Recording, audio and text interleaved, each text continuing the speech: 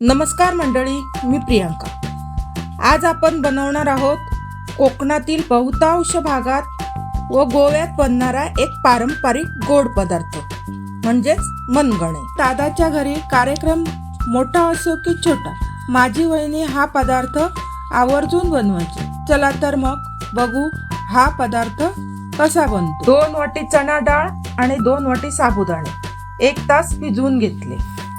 सुरुवातीला भिजवलेली डाळ कुकरमध्ये काढून घेतली। डाळीत पाणी घालून डाळ उकडायला ठेवली। मग एका नारळाचे खोबरे मिक्सरमध्ये काढून त्यात 4 वेलची, छोटा चमचा हळद, अर्धा चमचा जिरे आणि छोटा जायफळाचा तुकडा घातला।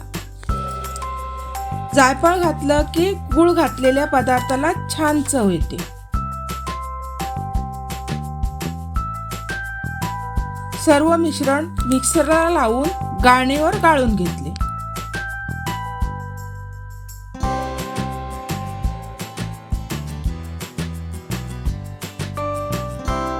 नंतर पातेलं गॅसवर ठेवून त्यात 1.5 वाटी किसलेला गूळ घातला।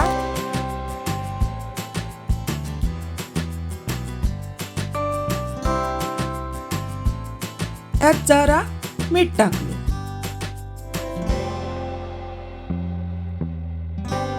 गूळ विरघळल्यानंतर शिजलेली डाळ घातली।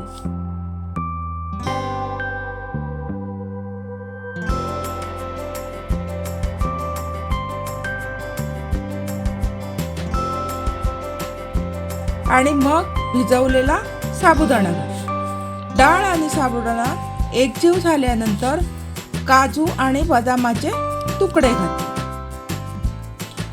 मिश्रण थोडं घट्ट झाल्यानंतर 1 कप दूध घातले। मी इथे खोबऱ्याचे तुकडे घातले नाहीत, तुम्हाला आवडत असल्यास तुम्ही घाला।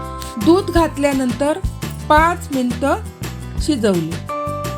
छान गोड गोड मनगणे तयार आहे। मी साहित्याचे प्रमाण खाली देत आहे, तुम्हाला आवडल्यास तुम्ही नक्की बनवा। अशाच रेसिपींसाठी माझ्या चॅनलला सबस्क्राईब करा आणि व्हिडिओला लाईक करा।